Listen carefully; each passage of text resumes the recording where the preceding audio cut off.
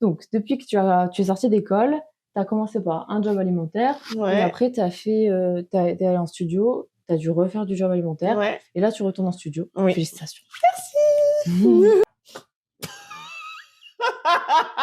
Qu'est-ce qui te faisait le plus peur en allant dans un job alimentaire? C'est de ne pas pouvoir m'en dépêtrer, juste de m'installer dedans, dans la routine et pas savoir en sortir et plus jamais avoir l'occasion de pouvoir rentrer en studio. Mmh. Voilà. Je me souviens, à chaque fois, j'ai pleuré, hein. Ouais. À chaque fois que j'ai été prise dans du job alimentaire, soit à l'Euro ou au Casto, et bah, à chaque fois, j'ai pleuré.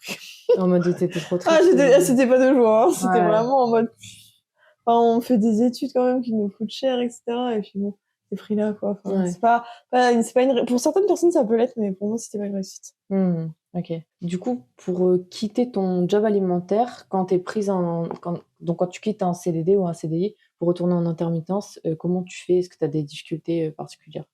Non, pas forcément, faut juste faire les choses, correctement. Pour, le roi, j'étais en CDI, donc ça faisait, 1 an et demi que j'y étais. Donc là, tout simplement, j'ai été voir mon chef avec ma lettre de démission. Enfin, normalement, c'est la RH qu'il faut aller voir, mais j'ai été voir mon chef pour lui dire que j'avais trouvé du taf et que j'allais poser ma dème. Toujours bien prévenir le chef d'abord et après les équipes. C'est toujours, beaucoup mieux comme ça. Et tu seras toujours plus respecté de faire comme ça Ouais. que de commencer à prévenir tous les collègues en rayon et après le Ouais, chef, quoi. j'avoue. Donc du coup, voilà, juste, là, j'avais un préavis pour mon CDI qui était d'1 mois puisque ça faisait un an et demi que j'y étais. Pour, Castorama, c'est différent parce que je suis en CDD, donc c'est un CDD de 6 mois. Comme je rompais pas ce CDD pour un CDI, donc j'avais pas de préavis. Juste, moi, je pensais l'avoir, mais apparemment les règles ont un peu changé. OK. Et du coup, j'ai juste posé ma lettre en disant que je partais tel jour et en fait, ils ont juste accepté. C'était un peu à l'amiable, pour le Ouais. coup. Ouais, j'avais une autre question, c'était est-ce que quand tu étais dans ton job Ali, tu avais une peur en particulier ou genre des craintes au quotidien? Enfin, c'était comment le quotidien, en fait? Bah, c'est toujours, quand c'est du job alimentaire, tu sais que tu pas fait pour rester, en fait. Enfin, ton objectif, c'est de te barrer, en fait. C'est Ouais. juste ça te met à l'aise financièrement. Puis, bon, on va pas se mentir, il y a quand même une idée de cotiser pour la retraite et cetera. Enfin, c'est compliqué de rester au chômage, pour plein de raisons, de toute façon. Au tout début, quand tu rentres dans ce genre de job, bah, tu en mode: «J'ai un objectif, machin, je le lâcherai pas, je continuerai à animer, je continuerai à faire, des showreels, que je mettrai à jour régulièrement, que je continuerai à postuler». En fait, tu te fais vite rattraper par la réalité qui est de la routine, genre, bah, tu accumules de la fatigue, parce que quand même tu en magasin au moins une huitaine d'heures, bah, tu as ta vie à côté, tu dois continuer à te faire à manger, tu dois aller faire tes courses, tu dois avoir une vie sociale et puis, en fait, il y a des fois où tu juste pas envie, enfin, quand tu été debout toute la journée, que tu Ouais, conseillé des gens, enfin, le soir, au tout départ, tu en mode: «Oui, nin et après tu en mode: «Bah, non, j'ai la ouais. flemme, en fait». J'ai juste la flemme et en fait, c'est cette peur de perdre cet objectif-là et puis, tu as quand même des managers qui sont là pour te former, machin. Ils Surtout quand tu es jeune, ils sont en mode: «Mais on va te faire évoluer, tu resteras pas à ce stade Mmh. tout le temps». Qui essayent de te tenir, en fait. Du coup, ils te font quand même miroiter un truc de: «Si tu restes là, tu pourras avoir telle place» et en fait, tu as ce choix de: «Est-ce que je par passion, je continue à me fatiguer, à voir où ça mène? Ou est-ce que je m'installe dans ma routine et dans une certaine habitude?» Et en fait, je me laisse juste, couler, quoi, puis c'est ça qui est super compliqué. Tu as des moments de doute énormes, en fait, où tu dis: «Est-ce que je dois continuer à me battre ou pas?» Enfin, Ouais. c'est tout ça qui est très difficile, en fait, à tenir, Ouais, à sur la maintenir sur les longueur, bah, le roi Merlin, c'était 1 an et demi. Il y a un moment où je m'étais dit: En fait, j'aurais fait tout ça pour finir là». Enfin, ouais. en fait, je parlais de rentrer au siège à la limite, tu vois? J'étais en mode: «Bon, si je dois rester là, je rentrerai dans les bureaux». Mais c'est compliqué, hein, avec des compétences, d'animateur, Ouais. de rentrer dans les bureaux, tu de composer, en fait, tu de trouver ce qui va être le moins embêtant. Après, je peux rajouter que ce qui a été le plus dur en fait, quand tu pas fait de prod et que tu commences sur un job alimentaire, bah, en plus, j'étais vraiment plus jeune parce que j'avais 21-22 ans. Du coup, tu t'investis à fond, tu essayes de faire bouger les choses, tu es hyper motivé, tu as des idées, tu as envie de les partager et cetera. Après, j'ai fait ma prod et là, tu vois la différence totalement, hein, entre un job alimentaire où tu travailles, tu peux faire 8h-20h, tu travailles le week-end, sur les jours fériés et cetera. Même sur l'intermittence, on bosse sur les jours fériés, c'est quand même vraiment différent. Mais quand tu as connu, l'intermittence, la passion du métier, te lever, vraiment, c'est trop bien, tu pas l'impression d'aller travailler et quand tu dois retourner en job alimentaire, là, c'est vraiment compliqué parce Ah, que tu sais tu sais ce qui t'attend derrière, tu sais ouais. et en fait, tu plus autant modelable, qu'au début, en fait, où genre tu eu aucune expérience d'entreprise et cetera et là, t'es en mode de, ouais, mais non, en fait, ça me va pas. Et en fait, forcément, ça se ressent, en fait. T'es pas du tout dans la même énergie. Enfin, moi, j'étais complètement pas dans la même énergie. Okay.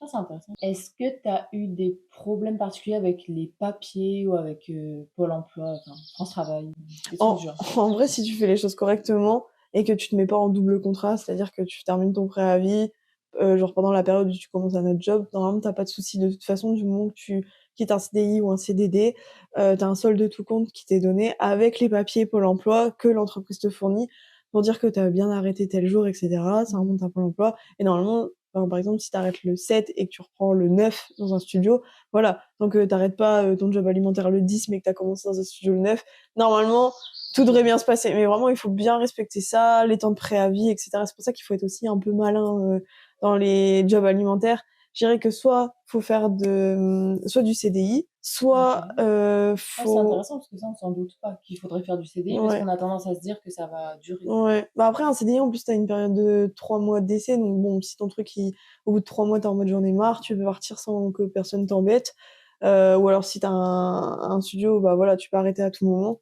Et après, sinon, t'as une période d'1 mois de préavis. Le CDD, là, c'était un peu plus compliqué parce que j'ai signé de telle période à telle période et j'avais peur que j'avais vraiment peur que ce soit compliqué à casser. Au final, non, parce que l'entreprise où je suis a été hyper compréhensive. On dit on te laisse partir, donc c'est cool. Sinon, le mieux, c'est l'intérim. Intérim, en vrai, tu sais, normalement, c'est des contrats à la semaine, c'est encore plus facile de partir, Okay. quoi. Comment tu faisais pour te remotiver quand ça allait pas? Quand ça allait pas les jobs alimentaires? Ouais. En vrai, c'est difficile, hein, je le Ouais. cache pas, enfin, moi, ça a été super difficile. En vrai, c'est surtout, les potes, en fait, hein, les gens qui sont encore un pied dans l'animation, qui Ouais. sont franchement, c'est hyper important. Mais je dirais on va dire, c'était des sursauts de motivation. Mais ça a duré qu'un temps et après, c'est vrai que Ouais. ouais, c'est super dur. Et après, c'est les opportunités. Faut guetter les opportunités à fond. Il faut être hyper vigilant et c'est ça, en fait, aussi, Tu veux dire, genre bien regarder tout ce qui est LinkedIn, Mmh. demander à des gens, les Ouais. gens? En fait, je pense qu'il faut surtout pas lâcher les contacts, faut surtout pas lâcher LinkedIn, il faut continuer à être curieux, à savoir ce qui se passe et parce que sinon c'est mort après. Ouais. T'es trop vite dépassé, trop vite en fait. OK. Même rien que Blender, quand tu passes de telle version à telle version à telle version, Mmh. faut continuer même à voir ce qui se fait en termes d'animation en fait. Ouais, mais après je dis pas c'est difficile. Ouais. Ah oui, si, parce que toi, tu as été dans des magasins de bricolage Ouais, plutôt? j'ai fait que des magasins de brico. Ouais.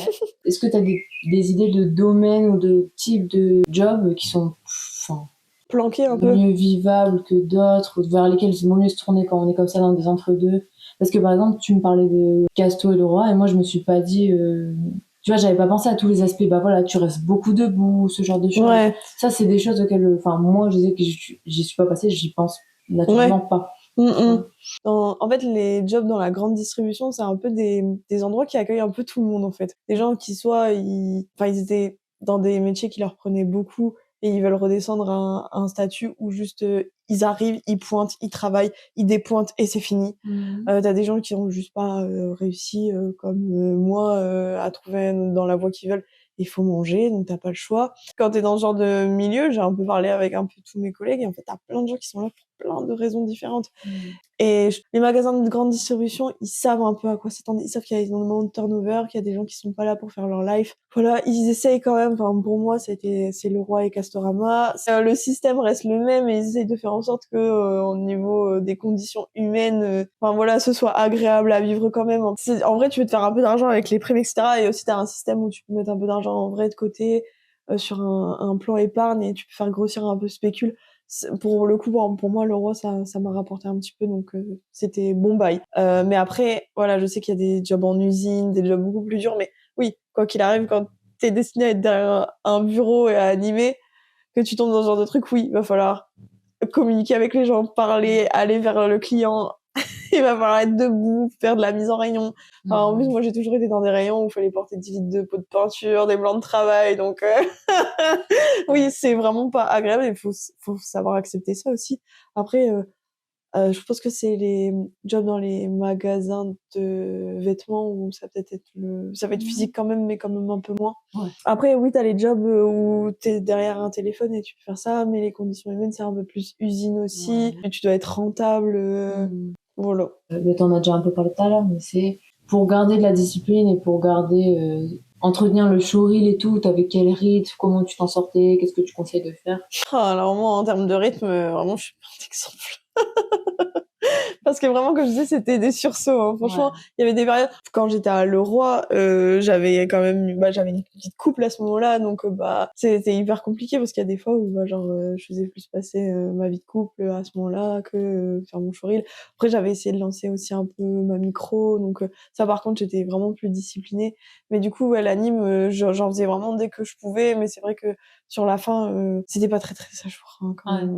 Ouais. Mais je dirais que il faut se dire que dans la semaine, tu te priorises 2 ou 3 heures où tu fais ça, pas partir sur des longues animes, ça c'est mort. Parce que tu commences et tu finis jamais. Non mais c'est vrai. Genre c'est trop décourageant en plus. Quand t'es au chômage et t'as le temps de faire ça sur 3 jours, bien sûr que tu vois le truc avancer. Quand tu fais ça 1 ou 2 heures le soir, quand t'as tapé ta journée, non, en fait faut faire des trucs courts qui te font kiffer, qui sont impactants. Genre si c'est une anime, forcément un truc où t'as une expression rapide, mais au moins tu peux travailler peut-être du cartoon ou quelque chose. Si c'est du body, faire un saut, faire un truc vraiment court. Essayer de faire ça 2-3 heures dans la semaine. Le week-end, si t'as un dimanche où tu fais rien, tu tapes ça sur une après-midi, quoi. Un peu tous les jours, après ça va avancer. Et puis aussi, et c'est ça aussi avec les jobs alimentaires, c'est que t'as aussi envie de construire une vie. En fait, il y a un moment où t'as aussi d'avancer, de te stabiliser dans ta vie, en fait. Parce qu'on a quand même un job où justement on n'est pas stable. Et il y a des moments où t'as envie de aussi tout lâcher parce que tu te dis, c'est vrai que là, je pourrais me poser avec mon mec, faire des enfants. Il y a un moment où forcément t'y penses. Et du coup, t'as ça aussi qui peut t'éloigner de ta motivation. Du coup, je suis célibataire et j'ai pas d'enfants et j'ai pas de maison. Mais... Non, toi, un appel d'offres. Madame. Mais du coup, voilà, c'est des choix aussi à faire dans sa vie et il faut savoir ce qu'on veut. Et si t'es déterminé à ta carrière dans l'anime, tu sais qu'il y a des trucs que tu vas laisser sur le côté. Si t'as envie de te consacrer à ta vie de famille, machin. C'est vrai que le job alimentaire peut un peu te faire des appels en mode reste avec nous. C'est ça, en fait. Et c'est le piège. C'est le gros piège. Donc voilà. Qu'est-ce qui fait que là, t'es retournée en studio? Pas croire que ça a été simple. Oui. Que tu connais quelqu'un parce que t'as eu un... Ah oui, non. En fait, ça fait que des vagues. Hein. Franchement, t'as un studio qui dit ouais, on va avoir une prod, peut-être que t'es pris, machin. On te fait monter le suspense, et à la fin, on te dit non parce que pas de place, pas de budget ou autre. C'est souvent ça. Donc déjà, tu manges cette descente là. Ensuite, moi j'ai eu les moyens de passer un test d'anime. Donc t'y vas, tu me fais le test, machin. T'attends le retour par mail. Finalement, tu relances et on te dit, en fait, non. Et là, tu fais, comment ça, non? Non. Ok. Faut aussi partir du principe que ils sont pas toujours obligés de te dire pourquoi. Et là aussi, ça a été, je sais toujours pas pourquoi. Et après, là, c'est un peu le truc de le malheur des uns fait le bonheur des autres parce qu'il y a eu le crash de Technicolor et du coup les droits ont été rachetés et donc c'est pour ça que le premier studio dans lequel j'avais travaillé avec qui on a des très bons rapports, c'est pour ça il faut toujours avoir de très bons rapports avec les studios, ils m'ont rappelé, ils m'ont dit let's go là on y va quoi. Donc il faut toujours montrer que t'es présent en fait, c'est ça. Toi aussi hein. Mais il faut toujours être présent pour les studios, montrer que tu suis leur taf, mais tu vois genre après c'est par franchement, je me force même pas. Ça se passe bien, que tu fais attention à eux, tu sais que tu peux les revoir à tel ou tel moment pour tel événement parce que c'est intéressant. Faut montrer ça sans en faire des caisses, sans en faire des tonnes. Faut que ce soit naturel en fait. Ouais. Et puis après naturellement ça revient. Tu dis ça, en vrai, t'as trop souffert. Ouais. Et voilà. Ouais, parce que en fait, c'est toujours les descentes, les ponts et les soulages. Ouais, c'est ça. Et puis quand t'es en job alimentaire, que tu te manges encore un truc, franchement, faut avoir quand même le mental et le moral de pouvoir remonter la pente à chaque fois, hein, parce que c'est très très facile de perdre toute sa confiance en soi en fait. Sentir légitime, tout ça, c'est des trucs, je pense, c'est des gros problèmes que l'on peut avoir. Mais ouais, donc du coup, t'en vois pas le bout, en fait. Franchement, il y a un moment, j'en vois pas le bout. Et c'est pour ça que j'ai même pensé à me reconvertir et faire le CAPES, donc j'ai pas eu. Mais bon, c'était un peu ambitieux pour le coup. Mais c'est pas grave, hein, parce que du coup, la roue a tourné et puis c'est parti, quoi. Mais faut s'accrocher. Je pense que... Merci.